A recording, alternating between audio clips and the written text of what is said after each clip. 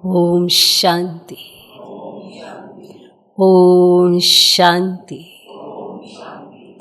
आज की तारीख है 14 अगस्त 2026।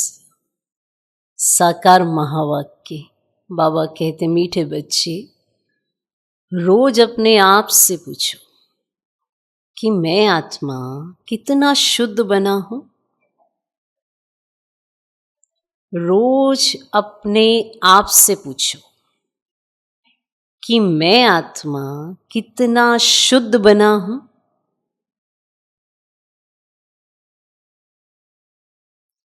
जितना शुद्ध बनेंगे उतना खुशी रहेगी।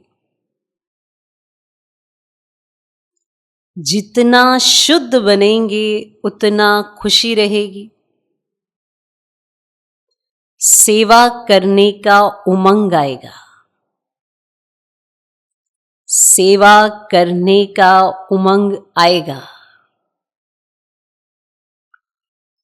बाबा कहते, मीठे बच्चे रोज अपने आप से पूछो कि मैं आत्मा कितना शुद्ध बना हूं। जितना शुद्ध बनेंगे उतना खुशी रहेगी। सेवा करने का उमंग आएगा। सेवा करने का उमंग है,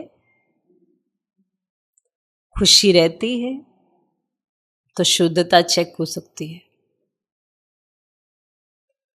तो रोज अपने आप से पूछना है, दूसरों को नहीं देखना है कि ये कितना खुश रहता है, ये तो खुश ही नहीं रहता, ये तो शुद्ध ही नहीं है। अपने आप से पूछना है कि मैं कितना शुद्ध बना हूं। जितना शुद्ध बनेंगे उतना खुशी रहेगी। सेवा करने का उमंग आएगा। अब सेवा करना चाहते हैं पर उमंग ही नहीं आता, और वो भी बहुत जरूरी है। अगर उमंग उत्साही नहीं है सेवा करने का तो खुश हो नहीं सकते।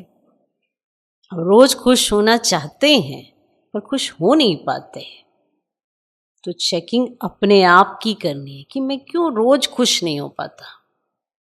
कुछ तो ऐसी कमी है, उसको दूर करो। जितना बाबा के साथ कंबाइंड रहेंगे उतना शुद्ध बनेंगे। बाबा याद नहीं रहता, देहधारी याद रहते हैं तो शुद्धता नहीं आएगी, खुशी भी नहीं रहेगी। तो चेक करो शुद्ध कितना बना हो, खुश कितना रहता हो, उमंग कितना आता है। चेकिंग करना बहुत बहुत जरूरी है। ये ना हो कि लास्ट में हम सोचें हमने तो बहुत कुछ अचीव कर लिया, बहुत सेवाएं की हैं, और हम ख्याली पुलावी बनाते रहें और फिर हल्की सी भी कोई तकलीफ हो तो जार जार रोने लग जाएं। तो वहीं से समझ में आ जाता है कि हमने कितना उमंग उत्साह से अपनी सेवा का फल प्राप्त किया। तो चेक तो करते रहना चाहिए। आज का प्रश्न, हीरे जैसा श्रेष्ठ बनने का पुरुषार्थ क्या है? हीरे जैसा श्रेष्ठ बनने का पुरुषार्थ क्या है?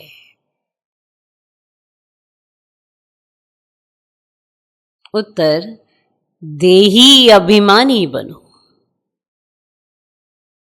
शरीर में जरा भी मोह ना रहे। देही अभिमानी बनो, शरीर में जरा भी मोह ना रहे। फिक्र से फारिग हो, एक बाबा की याद में रहो। फिक्र से फारिग हो, एक बाबा की याद में रहो। यही श्रेष्ठ पुरुषार्थ हीरे जैसा बना देगा। फिक्र से फारिग हो, एक बाबा की याद में रहो। यही श्रेष्ठ पुरुषार्थ हीरे जैसा बना देगा। अगर देह अभिमान है तो समझो अवस्था कच्ची है। अगर देह अभिमान है तो समझो अवस्था कच्ची है। बाबा से दूर हो। अगर आपको बार बार देह अभिमान आ जाता है, बार बार फीलिंग आती है, अपनी चेकिंग ना करके दूसरों की ही चेकिंग में लगे रहते हो, देह अभिमान बहुत है और समझ भी आता है कि मेरी अवस्था कच्ची है, बाबा से दूर हो। तुम्हें इस शरीर की संभाल भी करनी है, क्योंकि इस शरीर में रहते कर्मातीत अवस्था को पाना है। तुम्हें इस शरीर की संभाल भी करनी है, क्योंकि इस शरीर में रहते कर्मातीत अवस्था को पाना है। तो इस शरीर की वैल्यू को भी समझना है, पर इसमें मोह नहीं रखना है। वैल्यू समझनी है पर मोह नहीं रखना है। तो सब चीजों का बैलेंस आना चाहिए। तो हीरे जैसा श्रेष्ठ बनने का पुरुषार्थ क्या है? देही अभिमानी बनो, शरीर में जरा भी मोह ना रहे, फिक्र से फारिग हो, एक बाबा की याद में रहो। यही श्रेष्ठ पुरुषार्थ हीरे जैसा बना देगा। अगर देह अभिमान है तो समझो अवस्था कच्ची है, बाबा से दूर हो, बाबा से दूर हो। तुम्हें इस शरीर की संभाल भी करनी है, क्योंकि इस शरीर में रहते कर्मातीत अवस्था को पाना है। आज का गीत है, मुखड़ा देख ले प्राणी अपने दिल दर्पण में। ओम शांति। बाप बच्चों को समझाते हैं कि जिसके योग बल से पाप कटते हैं उनको खुशी का पारा चढ़ जाता है। जिनके योग बल से पाप कटते हैं उनको खुशी का पारा चढ़ जाता है। अपनी अवस्था को आप ही बच्चे जान सकते हैं, क्योंकि अपना तो पता ही रहता है ना कि हम अंदर से कैसा फील करते हैं। ये सबको पता रहता है, ऐसा कोई नहीं है जिसको ये पता ना हो कि मैं अंदर से कैसा फील करता हूं। अब किसी को कोई तकलीफ होती है, वो भी तो उसे ही पता है ना कि मेरे अंदर में मुझे कहाँ तकलीफ है, मैं उस तकलीफ पर जीत पा रहा हूँ, नहीं पा रहा हूँ, मैं उसके अंडर हूँ। ये हर एक को अपना पता है। तो बच्चे ये भी जानते हैं अपनी अवस्था से, आप ही जान सकते हैं। जब अवस्था अच्छी होती है तो सर्विस का शौक बहुत अच्छा होता है। जितना जितना शुद्ध होते जाएंगे उतना औरों को भी शुद्ध अथवा योगी बनाने का उमंग आएगा, क्योंकि तुम राजयोगी व राजऋषि हो। हठ योग ऋषि तत्व को भगवान मानते हैं, राजयोग ऋषि भगवान को बाप मानते हैं। तत्व को याद करने से उनके कोई पाप नहीं कटते हैं। तत्व के साथ योग लगाने से कोई बल नहीं मिलता है। कोई भी धर्म वाले योग को जानते ही नहीं है, इसीलिए कोई भी सच्चा योगी बन वापिस नहीं जा सकते। अभी तुम बच्चे अपनी अवस्था खुद भी जान सकते हो। आत्मा जितना बाप को याद करेगी उतना खुशी होगी। अपनी जांच रखनी है। बच्चे भी एक दो की अवस्था को, अपनी अवस्था को जान सकते हैं। देखना है हमारा कोई शरीर में भान तो नहीं है। देह अभिमान है तो समझो हम बहुत कच्चे हैं, बाबा से बहुत दूर हैं। ये आज बाबा विशेष कह रहे हैं। देह अभिमान है, देह का भान है, तो समझो कच्चे हैं, बाबा से बहुत दूर हैं। जैसा बाबा बच्चों को देखना चाहता है, चलो वैसा तो हम नहीं बन पाते, 19-20 का फर्क हो तो समझ भी आता। इतना बड़ा गैप तो विचार कर ही लेना चाहिए कि हमारी बाबा से दूरी क्यों है। हम अपने को बाबा से दूर क्यों फील करते हैं। हम छोटी छोटी चीजों में क्यों अटक जाते हैं। बड़ी समस्या जब आएगी तो फिर तो जार जार रोएंगे। छोटी समस्या में ही इतना अंदर से दुखी हो जाते हैं, तो हमारी अवस्था कितनी कच्ची है। कल जब आफतें आएंगी तो हम कैसे सरवाइव करेंगे। पूछ ही लेना चाहिए अपने आप से। जिस बाप ने आपको बुद्धि गिफ्ट में दी, जिस बुद्धि के आधार पर आज आप दुनिया में विचरण कर रहे हो, लोग आपको सुन रहे हैं, समझ रहे हैं, जिसके आधार से ही आप कुछ कमाई कर पा रहे हो, इतना अहंकार कि बाप को पहले नंबर पे ना रखकर कहाँ रखा है? जरा विचार जरूर कर लेना और फिर अपने से पूछना कि मैं बाबा से दूर क्यों? जब हम बाबा के बनते हैं ना, तो हमें बाबा के सिवाय कुछ नजर नहीं आता, तो बाबा को भी बच्चों के सिवाय कुछ नजर नहीं आता, और हमें इतने अनुभव होते हैं कि हमें लगता है बाबा ही हमारा संसार है। फिर धीरे धीरे धीरे हमारा देहाभिमान जागृत होने लगता है, क्योंकि हमने जीता तो होता नहीं है, अभ्यास भी इतना नहीं है देही अभिमानी होने का। तो जब अभ्यास ही नहीं है तो फिर कोई प्रयास भी नहीं होता है, और दूरी भी महसूस हो रही होती है आत्मा को, फिर भी वो आत्मा एहसास नहीं कर पाती कि मेरी भूल कहाँ है। मैंने बाबा को भूला और मैंने कहाँ अपने आप को रखा। क्यों है ऐसा देह अभिमान, जो हमें यही समझ नहीं आ रहा कि बाबा से मैं दूर क्यों? क्योंकि मेरी अवस्था बड़ी कच्ची है, देहाभिमान बहुत महसूस होता है, बार बार आता है, फीलिंग बहुत आती है, तो बाबा से तो दूर होंगे ही होंगे। और बाप फरमान करते हैं कि बच्चे तुम्हें अब हीरे जैसा बनना है, तो देखो हमारी एक्टिविटी है हीरे जैसी।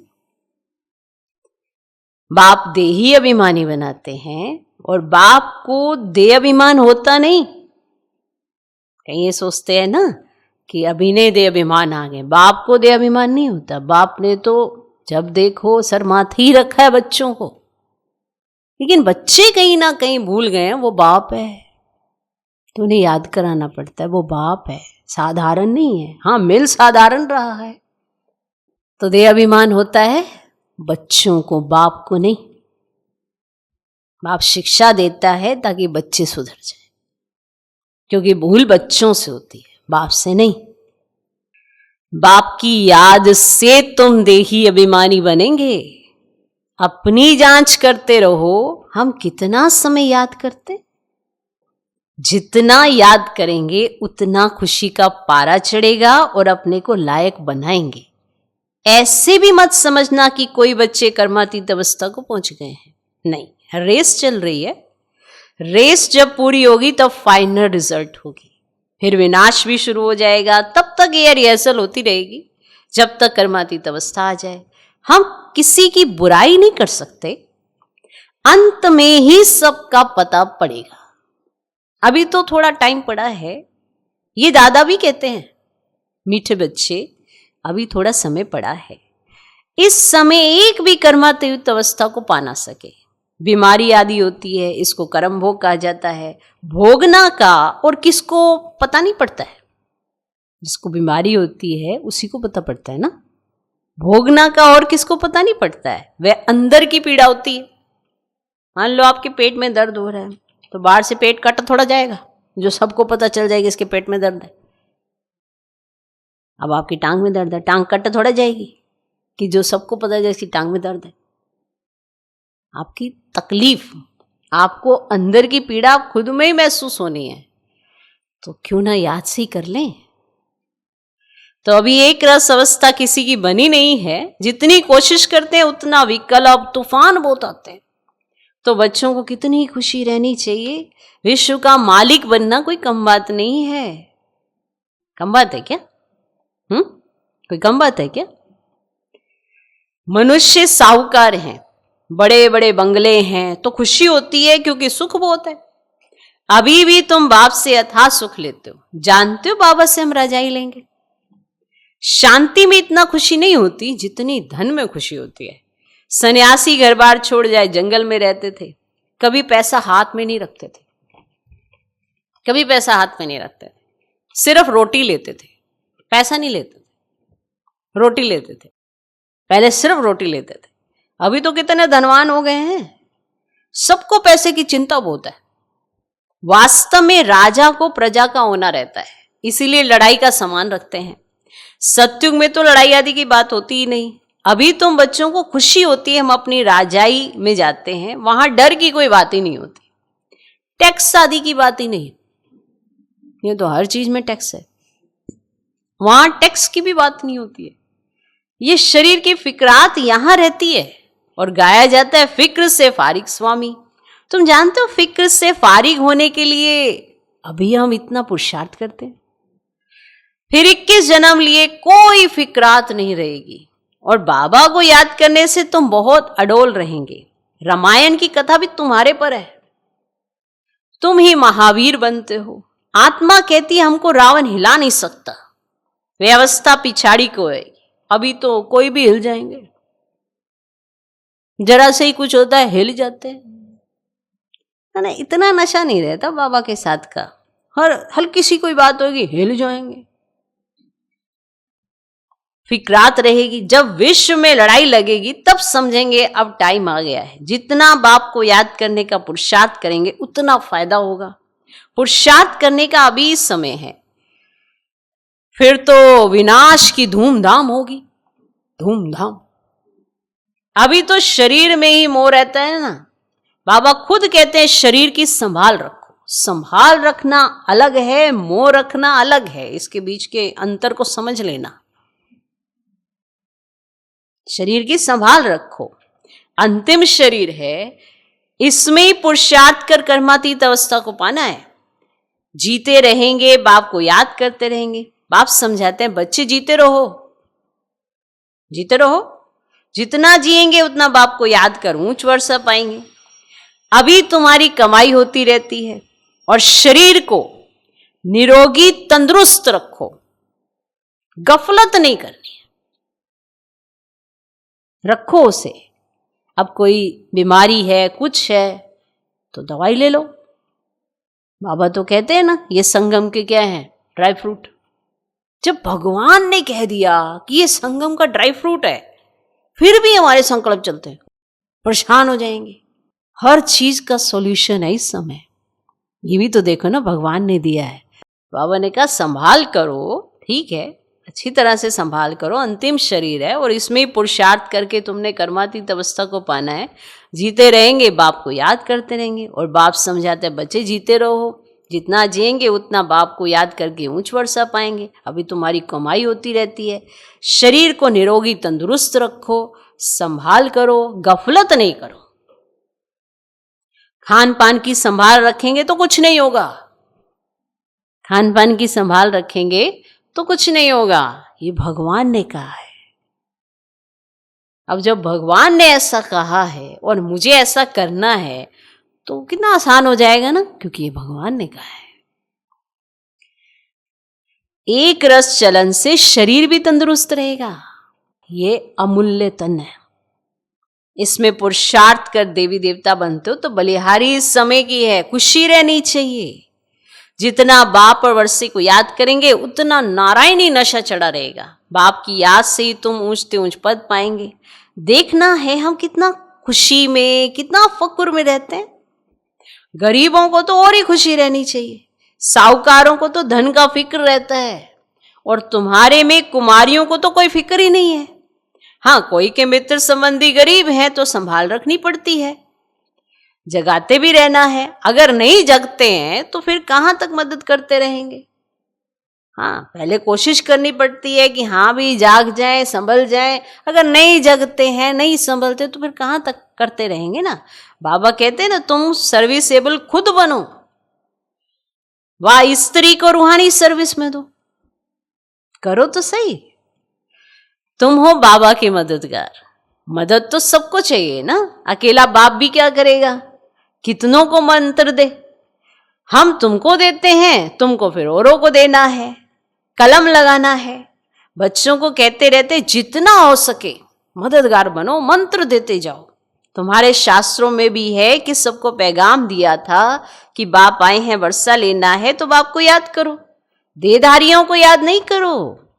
अपने को आत्मा समझ बाप को याद करेंगे तो तुम्हारे विक्रम विनाश होंगे और वर्षा मिल जाएगा।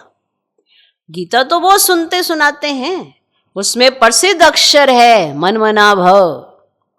बाप को याद करो तो मुक्ति को पाएंगे। अब सन्यासी भी ये पसंद करेंगे, मध्याजी भव अर्थात जीवन मुक्ति। बच्चे बाप के बनते तो बाप कहते बच्चे तुम्हारी आत्मा पतित है, पतित चल नहीं सकेंगे। ये समझने की बात है। तुम भारतवासी सतो प्रधान थे, तमो प्रधान बने, अब फिर सतो प्रधान बनना है तो बाप कहते पुरुषार्थ करो तो ऊंच पद मिलेगा।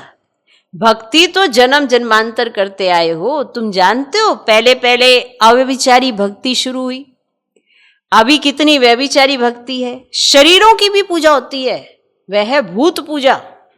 देवताएं फिर भी पवित्र हैं, परंतु इस समय तो सब तमो प्रधान है, तो पूजा भी तमो प्रधान होती जाती है। अभी बाप को याद करना है, भक्ति का अक्षर कोई नहीं बोलना है, भक्ति का कोई अक्षर नहीं बोलना है। हाय राम, ये भी भक्ति का अक्षर है। हाय राम, ऐसे कोई पुकार नहीं करनी है, इसमें कुछ भी उच्चारण करने की बात ही नहीं। ओम शांति भी घड़ी घड़ी नहीं कहना है। इधर गए ओम शांति, उधर गए ओम शांति, उधर से निकले ओम शांति। तो बाबा कहते ओम शांति भी घड़ी घड़ी नहीं कहना है। शांति माना अहम आत्मा शांत स्वरूप है, सो तो है ही, इसमें बोलने की बात ही नहीं रहती। दूसरे कोई मनुष्य को कहेंगे ओम शांति, वे तो अर्थ जरा भी नहीं समझेंगे। वो लोग तो ओम की बड़ी बड़ी महिमा करते हैं और तुम तो अर्थ समझते हो कि ओम शांति कहना भी फालतू है। ये बाबा ऐसा क्यों कह रहे हैं? इसलिए कि बैलेंस सिखाना चाहते हैं, ना टू मच वैसे ना टू मच ऐसे, बैलेंस हो जिससे बुद्धि का प्रत्यक्ष प्रमाण मिलता है कि सब सही है। हाँ, एक दो से ऐसे पूछ सकते हो कि शिव बाबा की याद में हो, जैसे हम भी बच्ची से पूछता हूं, बाबा पूछते हैं बच्ची से कि किसका श्रृंगार करती हो? बोलती है शिव बाबा के रथ का। ये शिव बाबा का रथ है ना, जैसे हुसैन का रथ होता है ना, घोड़े को श्रृंगार करते हैं। घोड़े का अर्थ नहीं समझते हैं। धर्म स्थापन करने वाले जो आते हैं उनकी आत्मा पवित्र होती है और पुरानी पतित आत्मा धर्म स्थापन कर ना सके। तुम धर्म स्थापन नहीं करते हो, शिव बाबा तुम्हारे द्वारा करते हैं। तो शिव बाबा तो परम पवित्र है, वो तुम्हारे द्वारा करते हैं, तुमको पवित्र बनाते हैं। वो लोग भक्ति मार्ग में बहुत श्रृंगार आदि करते हैं, यहां श्रृंगार पसंद नहीं करते। बाप कितना निरंकारी है, खुद कहते हैं हम बहुत जन्मों के अंत के भी अंत में आता हूं। पहले सतयुग में होगा श्री नारायण, श्री लक्ष्मी से भी पहले श्री नारायण आएगा। वह तो बड़ा होगा ना, इसलिए श्री कृष्ण का नाम गाया हुआ है। वो श्री लक्ष्मी से बड़ा होगा, ऐसे नहीं दोनों की एज समान नहीं, वो बड़ा होगा। श्री नारायण से भी श्री कृष्ण की महिमा जास्ती करते हैं। श्री कृष्ण की ही जन्माष्टमी मनाते, श्री नारायण की नहीं मनाते। श्री कृष्ण की ही जन्माष्टमी मनाते, श्री नारायण का बर्थडे ही नहीं मनाते। अब ये कोई नहीं जानते कि श्री कृष्ण सो श्री नारायण, नाम तो बचपन का ही चलेगा ना। फलाने ने जन्म लिया, उसका बर्थडे मनाते हैं, इसलिए श्री कृष्ण का ही मनाते हैं। श्री नारायण का किसको पता ही नहीं है। पहले पहले शिव जयंती, फिर है श्री कृष्ण जयंती, और फिर राम की जयंती, और शिव के साथ गीता का भी जन्म होता है। शिव बाबा आते ही हैं बहुत जन्मों के अंत के जन्म में, बुजुर्ग अनुभवी रथ में ही आते हैं। कितना अच्छा समझाया हुआ है, कितना अच्छा समझाया हुआ, तो भी किसकी बुद्धि में ही नहीं आता। इतना अच्छे से समझाया, कितना डिटेल में समझाया, फिर भी किसी की बुद्धि में ही नहीं आता। बाप कहते हैं ये ज्ञान प्राय लोप हो जाता है, जब मैं आकर सुनाऊं तब तुम भी सुना सकते हो। अभी तुम बच्चे जानते हो भविष्य में एक्यूरेट ये देवी देवता बनेंगे। बाबा ने 2-3 प्रकार के साक्षात्कार किए थे, ये बनूंगा, ताज वाला बनूंगा, पगड़ी वाला बनूंगा। 2-4 राजाई के जन्मों का साक्षात्कार किया था। अभी तुम समझ सकते हो, इन बातों को दुनिया में और कोई नहीं समझ सकते। हाँ, इतना समझते अच्छा कर्म करेंगे तो अच्छा जन्म मिलेगा। अभी तुम पुरुषार्थ ही भविष्य के लिए कर रहे हो, नर से नारायण बनने का। तुम जानते हो हम ये पद पाएंगे, ये खुशी जास्ती उनको रहेगी जो कर्मातीत अवस्था को पाने का पुरुषार्थ करते रहेंगे। कहते हैं बाबा हम तो मम्मा बाबा को फॉलो करेंगे तब तो तख्त पर बैठ सकेंगे। ये भी समझ चाहिए। कितनी हम सर्विस करते हैं और कितना खुशी में रहते हैं। खुद खुशी में रहेंगे तो दूसरों को भी खुशी में लाएंगे। अंदर कोई खराबी होगी तो दिल खाती रहेगी। कोई कोई आकर कहते हैं बाबा हमारे में क्रोध है, ये भूत है हमारे में। फिक्र की बात हुई ना, भूत है तुम्हारे अंदर, ये तो फिक्र की बात हुई ना। भूत को रहने नहीं देना चाहिए, एक तो भूत तुम्हारे साथ रह रहा ऊपर से, तो फिक्र की बात है। जरा सी कोई बात आती है वो भूत प्रकट हो जाता है, तो फिक्र की बात हो गई। तो भूत को रहने नहीं देना चाहिए। क्रोध क्यों करें? प्यार से समझाना होता है। बाबा कोई पर क्रोध थोड़े ही करेंगे। शिव बाबा की महिमा है ना, बहुत फालतू झूठी महिमा भी करते हैं। मैं करता क्या हूं? मुझे कहते हैं आकर पति से पावन बनाओ, जैसे डॉक्टर को कहते हैं ना हमारी बीमारी दूर करो। वे दवाई दे, इंजेक्शन लगाते हैं, सो तो उनका काम ही है, बड़ी बात थोड़ी है। पढ़ते ही है सर्विस के लिए, मानो इंजेक्शन देने के लिए तो पढ़ाई कर रहे हैं नहीं। अब जास्ती पढ़ते हैं तो जास्ती कमाई करते हैं। बाप को तो कोई कमाई नहीं करनी है, उनको तो कमाई कराना है। बाबा कहते हैं मुझे तुम अविनाशी सर्जन भी कहते हो, ये जास्ती महिमा कर दी है। पतित पावन को कोई सर्जन नहीं कहा जाता, ये सिर्फ महिमा है। बाप तो सिर्फ कहते हैं मुझे याद करो तो तुम्हारे विकर्म विनाश होंगे। बस मेरा पार्ट ही है तुमको ये समझाने का कि माँ में कम याद करो। जितना याद करेंगे ना उतना ऊंच पद पाएंगे। ये है ही राजयोग का ज्ञान। गीता जिन्होंने पढ़ी है उनको समझाना सहज होता है। तुम पूज्य राजाओं के राजा बनते हो, फिर पुजारी बनेंगे, तुमको मेहनत करनी है। तुम विश्व को पवित्र बनाते हो, कितना भारी मर्तबा है। तुम सब अंगुली देते हो कलयुगी पहाड़ को पलटाने। बाकी पहाड़ आदि कुछ भी है नहीं कि पहाड़ पलटाने तुमने उंगली देनी है, ऐसा कुछ पहाड़ है नहीं। अब तुम जानते हो नई दुनिया आनी है, इसलिए राजयोग जरूर सीखना है। बाप ही आकर सिखलाते हैं सत्व प्रधान बनना है। जो कल पहले बने होंगे उनको समझाने से जचेगा। बात तो ठीक कहते हैं। देखो जिन्होंने बनना होता है ना उन्हें इशारे भी समझ में आ जाते हैं, और जिन्होंने नहीं बनना उनको बैठ के पूरा डिटेल भी दोगे उन्हें समझ नहीं आएगा। अब इसीलिए बनना है या नहीं बनना, बाबा क्या समझा रहे हो उस पर ध्यान देने की जरूरत है। सत्व प्रधान बनना है, जो कल पहले बने होंगे उनको समझाने से जचेगा। बात तो ठीक कहते हैं। बरोबर बाप ने कहा था मन मना भव। अक्षर संस्कृत है, बाप तो हिंदी में कहते हैं मुझे याद करो। अभी तुम समझते हो हम कितने ऊंच धर्म कितने ऊंच कर्म वाले थे, तब तो गायन है 16 कला संपूर्ण। अब फिर ऐसा बनना है, अपने को देखना है कहाँ तक हम सत्व प्रधान बने हैं, पावन बने हैं, कहाँ तक नरकवासियों को स्वर्गवासी बनाने की सेवा करते हैं।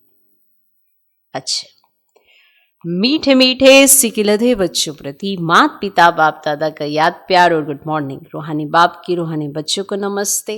हम रूहानी बच्चों की भी रूहानी बाप को नमस्ते नमस्ते नमस्ते। Good morning good morning good morning. धारणा के लिए मुख्य सर पहला पॉइंट, बाप समान निरंकारी बनना है। बाप समान निरंकारी बनना है। इस शरीर की संभाल करते हुए शिव बाबा को याद करना है। इस शरीर की संभाल करते हुए शिव बाबा को याद करना है। रूहानी सर्विस में बाप का मददगार बनना है।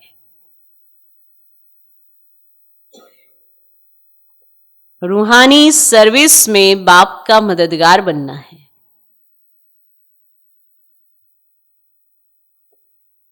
दूसरा पॉइंट, अंदर में कोई भी भूत को रहने नहीं देना है। अंदर में कोई भी भूत को रहने नहीं देना है। कभी किसी पर क्रोध नहीं करना है। सबसे बहुत प्यार से चलना है। माता पिता को फॉलो कर तख्त नशीन बनना है। अंदर में कोई भी भूत को रहने नहीं देना है। कभी किसी पर क्रोध नहीं करना है। सबसे बहुत प्यार से चलना है। माता पिता को फॉलो कर तख्त नशीन बनना है। आज का वरदान, स्वार्थ शब्द के अर्थ को जान, सदा एक रस स्थिति में स्थित होने वाले सहज पुरुषार्थी भव। स्वार्थ शब्द के अर्थ को जान सदा एक रस स्थिति में स्थित होने वाले सहज पुरुषार्थी भव। आजकल एक दो में जो लगाव है वह स्नेह से नहीं लेकिन स्वार्थ से है। स्वार्थ के कारण लगाव है और लगाव के कारण न्यारे नहीं बन सकते। इसीलिए स्वार्थ शब्द के अर्थ में स्थित हो जाओ, अर्थात पहले स्व के रथ को स्वाहा करो। स्वार्थ, पहले स्व के रथ को स्वाहा करो। ये स्वार्थ गया तो न्यारे बन ही जाएंगे। इस एक शब्द के अर्थ को जानने से सदा एक के और एक रस बन जाएंगे। यही सहज पुरुषार्थ है।